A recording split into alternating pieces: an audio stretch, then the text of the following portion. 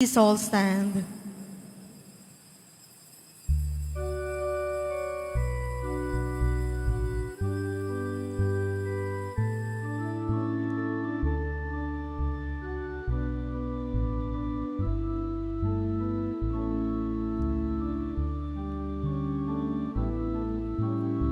Hear, O Lord, the sound of my call. Hear, O Lord, and have mercy. My soul is longing for the glory of you. O hear, O Lord, and answer me. Every night before I sleep, I pray my soul to take, or else I pray that loneliness is gone when I awake. Hear, O Lord, the sound of my call. Hear, O Lord, and have mercy. My soul is longing for the glory of you. O hear, O Lord, and answer me.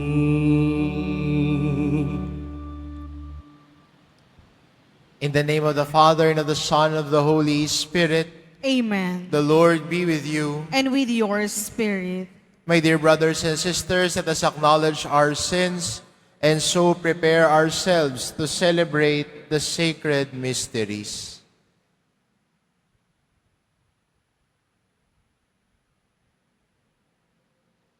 I confess To Almighty God, and to you, my brothers and sisters, that I have greatly sinned in my thoughts and in my words, in what I have done and in what I have failed to do, through my fault, through my most grievous fault. Therefore I ask Blessed Mary, ever Virgin, all the angels and saints, and you, my brothers and sisters, to pray for me to the Lord our God. May Almighty God have mercy on us, forgive us our sins, and bring us to everlasting life. Amen. Lord have mercy. Lord, have mercy. Christ have mercy. Christ, have mercy. Lord have mercy. Lord, have mercy. Let us pray. May the working of your mercy, O Lord, we pray, direct our hearts aright, for without your grace we cannot find favor in your sight. Through our Lord Jesus Christ, your Son, who lives and reigns with you in the unity of the Holy Spirit, one God forever and ever. Amen. Please be seated. A reading from the book of the prophet Jeremiah. I knew their plot because the Lord informed me.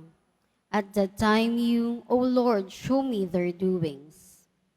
Yet I, like a trusting lamb led to slaughter, had not realized that they were hatching plots against me. Let us destroy the tree in its vigor. Let us cut him off from the land of the living, so that his name will be spoken no more. But you, O Lord of hosts, O just judge, searcher of mind and heart, let me witness the vengeance you take on them. For to you I have entrusted my cause. The word of the Lord. Thanks be to God. O Lord my God, in you I take refuge. O Lord my God, in you I take refuge. O Lord my God, in you I take refuge. Save me from all my pursuers and rescue me, that lest I become like the lion's prey, to be torn to pieces, with no one to rescue me.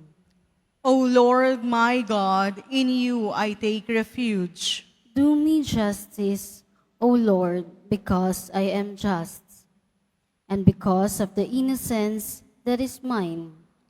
Let the malice of the wicked come to an end, but sustain the just, O searcher of heart and soul, O just God.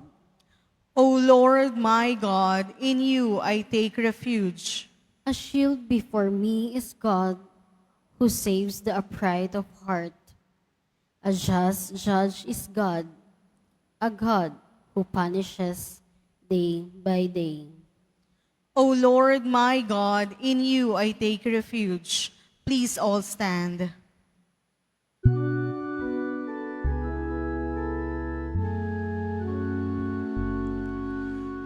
Glory to you, O Word of God, Lord Jesus Christ, King of endless glory, King of endless glory.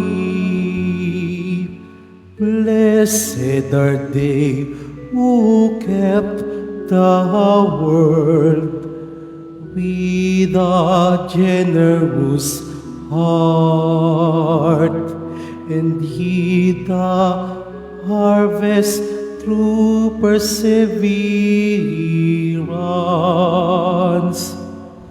Glory to you, O Word of God, Lord Jesus Christ, King of endless glory, King of endless glory. The Lord be with you. And with your A spirit. reading from the Holy Gospel according to John. Glory to you, O Lord. Some in the crowd who heard these words of Jesus said, "Truly, this is the prophet." Others said, "This is the Christ."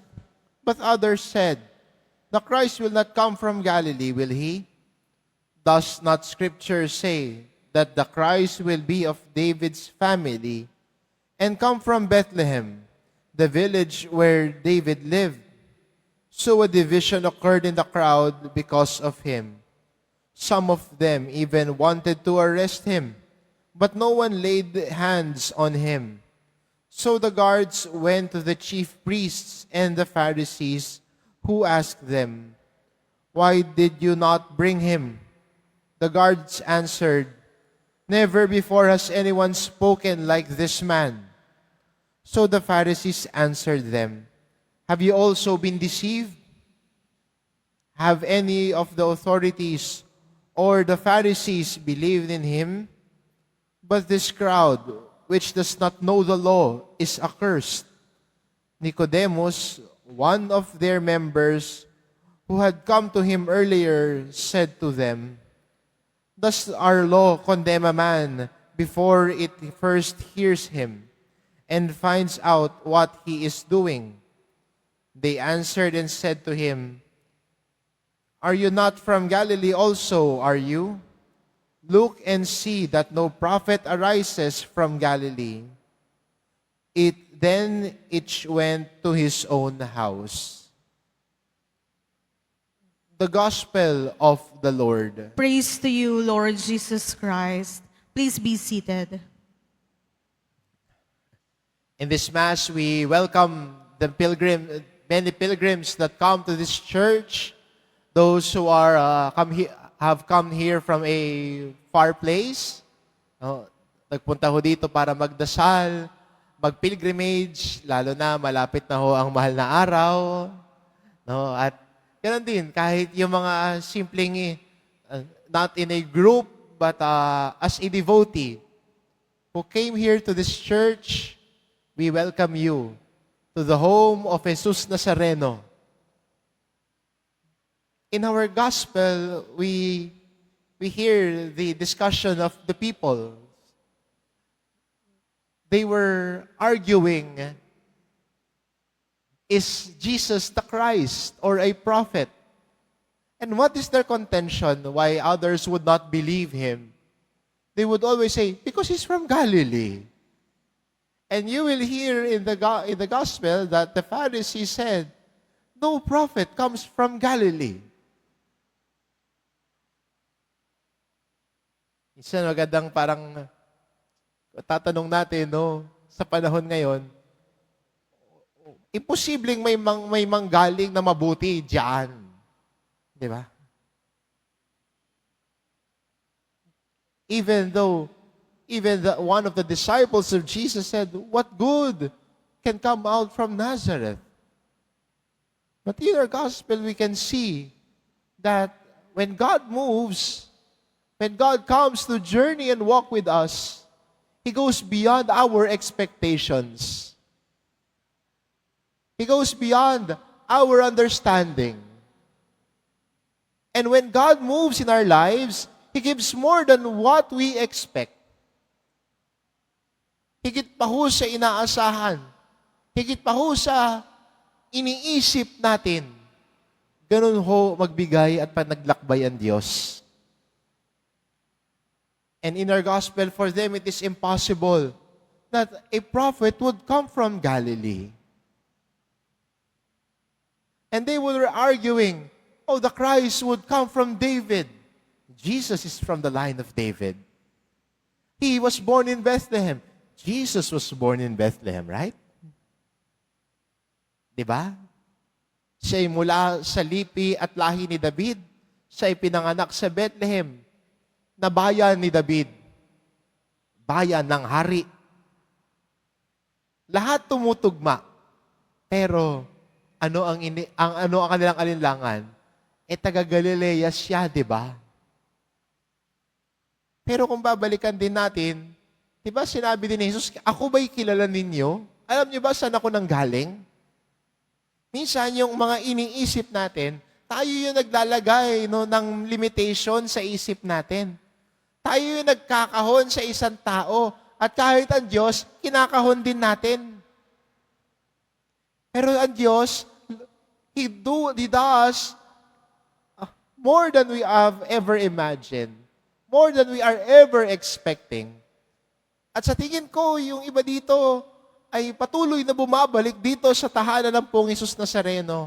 At kung may mga pagkakataon, lalo na kayo, walang pasok, ay makadalaw at makabisita sa tahanan ng Poong Nazareno. Bakit? Because once in your life, when you prayed to Jesus Nazareno, on the times that you could not find hope anymore, you think that everything is impossible, your feet led you here. You prayed to Jesus Nazareno, and He answered your prayers. Kaya patuloy kang bumabalik dito. Patuloy kang sumusumbong sa Kanyang muka. Dahil si Jesus, higit pa sa inaasahan mo, ang binigay niya. Kahapon po may kausap ho kong isang pari, no? At sabi niya, hindi naman ho ako deboto. Sabi niya sa akin. Hindi naman, pag pumupunta ako ng Quiapo, sabi niya sa akin, takot ako. Kasi sabi niya, baka hindi ako makalabas ng simbahan ng buo. Baka wala na yung cellphone at wallet ko. Minsan nakakalungkot din, no? Yung mga may masamang balak, dito pa kayo gumagawa ng kalokohan, ano? Pwede bang maghunos dili kayo, wag dito sa loob ng simbahan? Tahanan ng Diyos ito. Huwag kayong gagawa ng masama rito.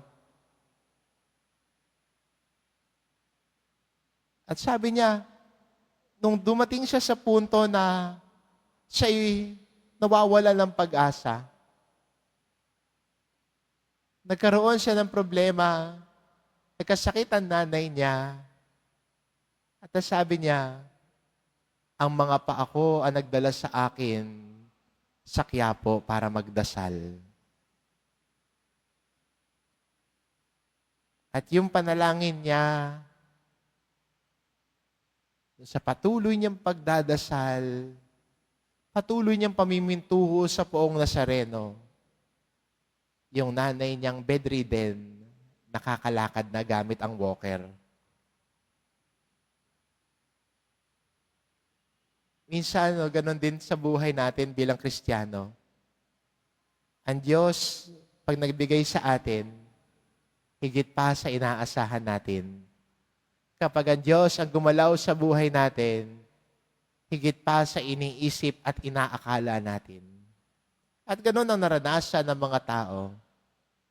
Higit pa sa inaakala ang binigay ng Diyos. Pero hindi lahat tumanggap nun. Hindi lahat tinanggap.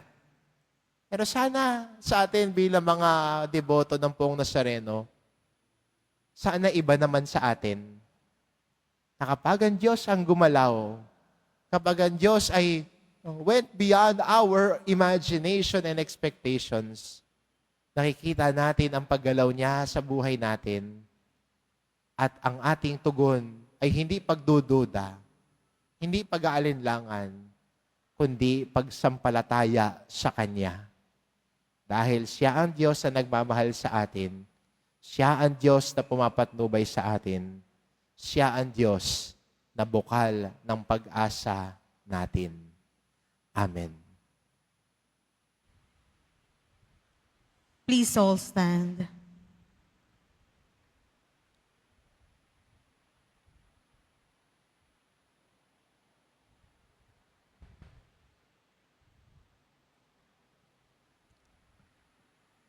As we recalled the rejection of the Savior who suffered for our sake, let us ask for the faith of the humble, that we may transmit Christ's message to others through our words and deeds. As we pray, Lord, hear our prayer. Lord, hear our prayer. That those in authority may be guided by the spirit of faith, let us pray to the Lord. Lord, hear our prayer. That courage may be given to those who spread the gospel message everywhere, let us pray to the Lord.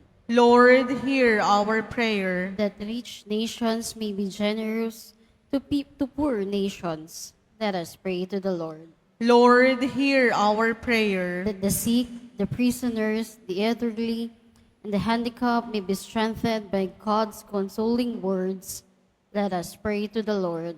Lord, hear our prayer. That the faithful departed may enjoy the promised everlasting peace, let us pray to the Lord. Lord, hear our prayer. Father of all, you sent your only Son to draw us closer to you. Guide us in our mission to spread our faith throughout the world. We ask this through Christ our Lord. Amen. Please be seated.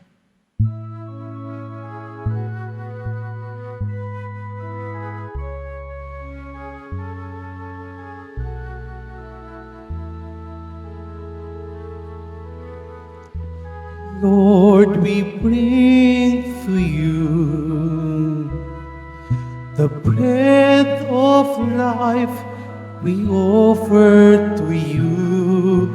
Bless them with your spirit, and together we will eat it. Lord, we bring to you the cup of joy, we offer it to. Bless them with your spirit, and together we will drink it. We'll live to you our sacrifice. We offer it for your glory. Transform them to your body and blood, the source of our salvation, a symbol of your love. Please all stand. Pray, my dear brothers and sisters, that my sacrifice and yours may be acceptable to God, the Almighty Father. May the Lord accept the sacrifice at your hands for the praise and glory of His name, for our good and the good of all His holy church.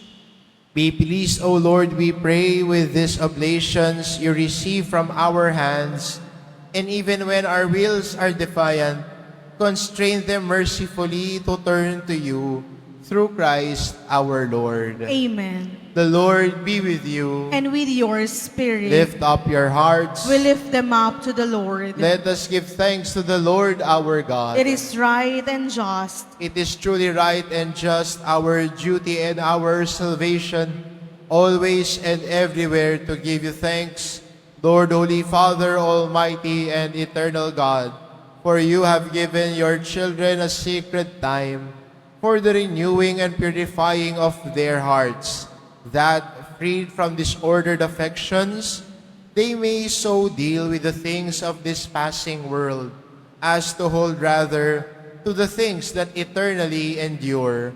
And so with all the angels and saints, we praise you, as without end we acclaim. Holy, holy, holy Lord God of hosts, heaven and earth are full of your glory. Hosanna in the highest. Blessed is he who come in the name of the Lord. Hosanna in the highest. Please all kneel. You are indeed holy, O Lord, the fount of all holiness. Make holy, therefore, these gifts, we pray, by sending down your Spirit upon them like the dewfall, so that they may become for us the body and blood of our Lord Jesus Christ.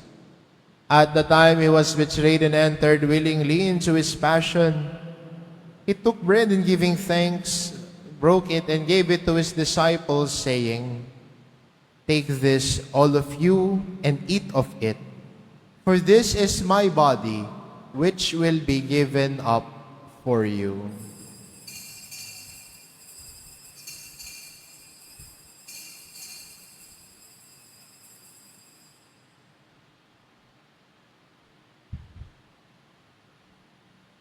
In a similar way, when supper was ended, he took the chalice, and once more giving thanks, he gave it to his disciples, saying, "Take this, all of you, and drink from it, for this is the chalice of my blood, the blood of the new and eternal covenant, which will be poured out for you and for many, for the forgiveness of sins. Do this in memory of me."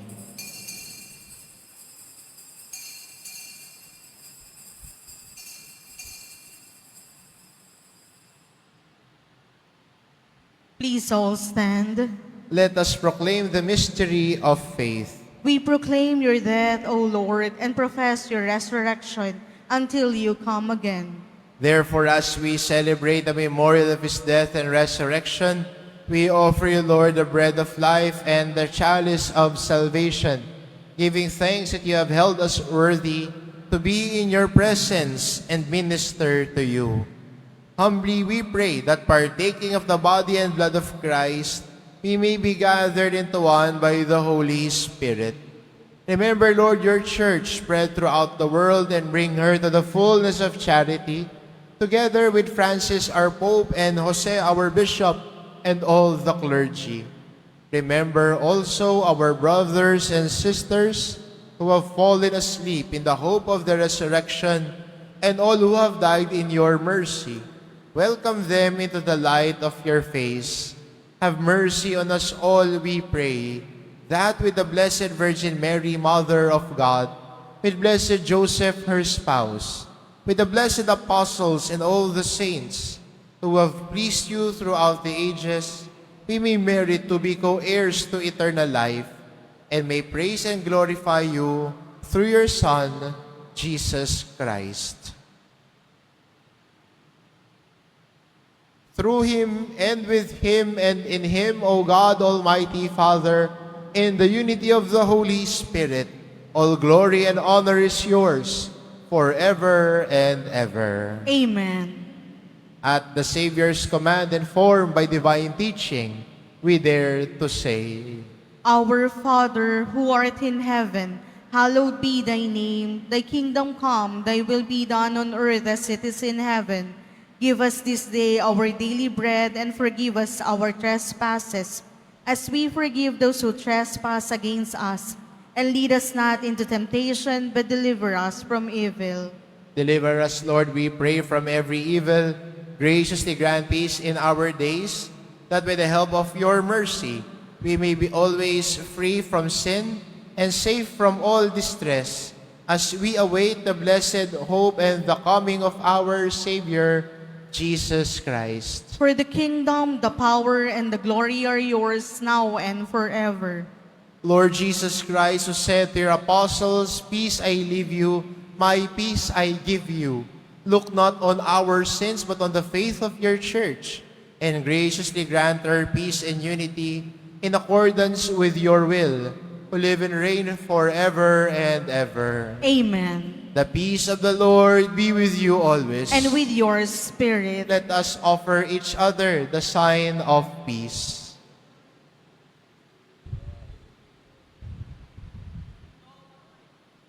Lamb of God, you take away the sins of the world, have mercy on us. Lamb of God, you take away the sins of the world, have mercy on us. Lamb of God, you take away the sins of the world, grant us peace. Please all kneel. Behold the Lamb of God, behold him who takes away the sins of the world. Blessed are those called to the supper of the Lamb. Lord, I am not worthy that you should enter under my roof, but only say the word and my soul shall be healed.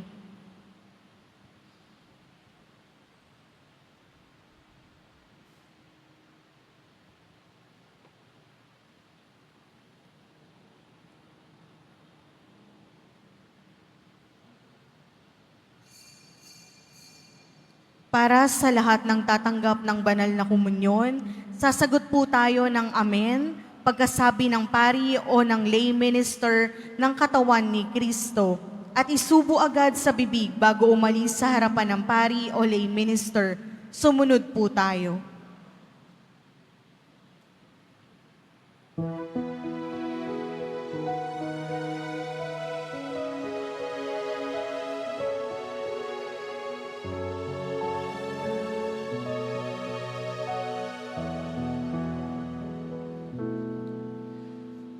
Take, bless, eat, and drink.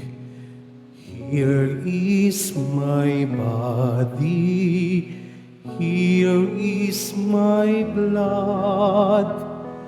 Take, bless, eat, and drink. All given up for you.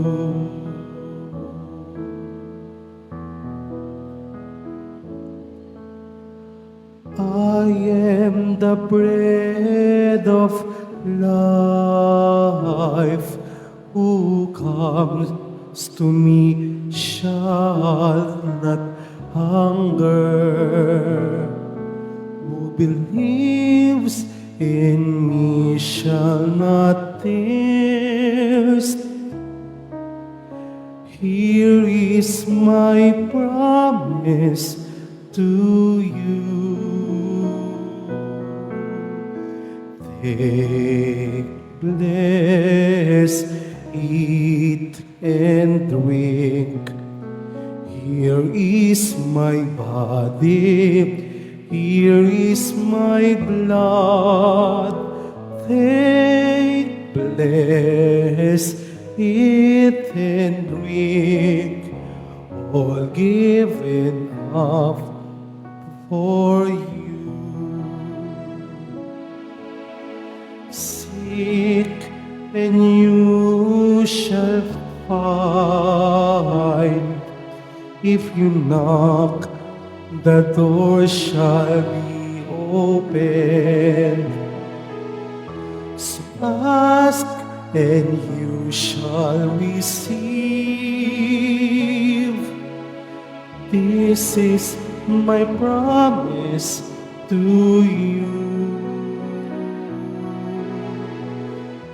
Take, bless, eat, and drink. Here is my body, here is my blood. Take, bless, eat, and drink.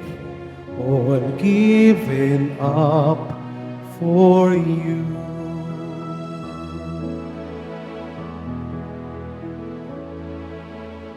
I am the truth and life, the way to the eternal Father.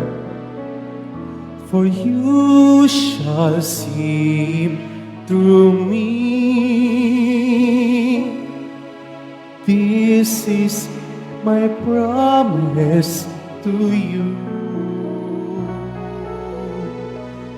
Take, bless, eat and drink.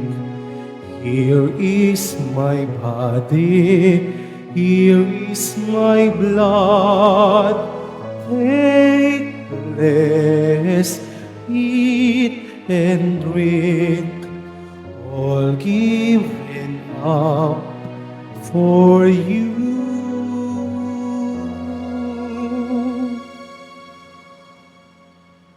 Take, bless, eat, and drink, all given up for you.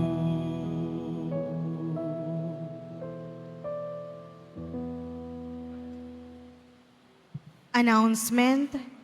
Inihahandog po ng programang Home Base Plus ang mga kwento ng himala ng Poong Jesus Nazareno. Ito po ay ang mga dokumentaryo sa mga buhay na binago ng ating Nuestro Padre Jesus Nazareno. Mapapanood po ito bukas, Linggo, sa ganap na ika-6 ng umaga sa GMA 7. Gayon din, para sa mga nais magbahagi ng kanilang mga kwento ng himala ng Nazareno, mangyari na mag-email sa himalanangnazareno@gmail.com.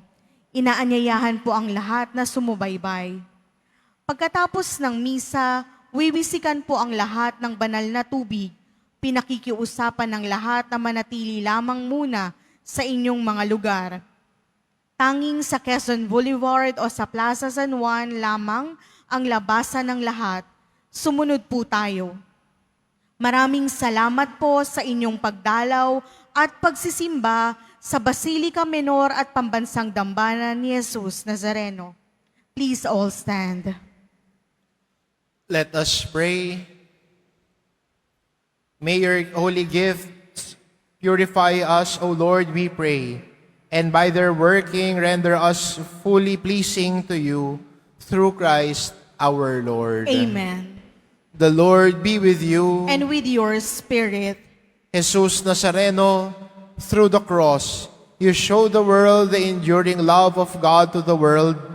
Listen to the prayers of your people, especially for those who need most your mercy and help. May we receive your answer with gratitude. Bless also these religious articles, that we may fervently pray and trust in you. Through this blessing, may we become more obedient, faithful, and of service to you, our glorious Lord, now and forever. Amen. And may Almighty God bless you, the Father, and the Son, and the Holy Spirit. Amen. The Mass is ended. Go in peace. Thanks be to God.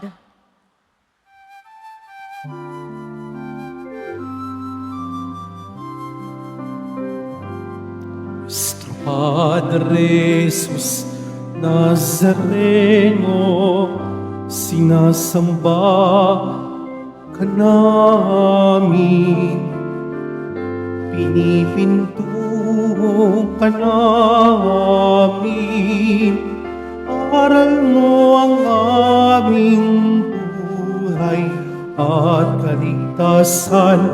Nuestro Padre Jesus Nazareno, Ligtas mo kami sa kasalanan. Ang krus mong kinamatayan ay sagisag ng aming kaligtasan. Nuestro Padre Jesus Nazareno, dinarangal ka namin. Nuestro Padre Jesus Nazareno, inulwalhati ka namin. Nuestro Padre Jesus Nazareno, dinarangal ka namin. Nuestro Padre Jesus Nazareno, inulwalhati ka namin.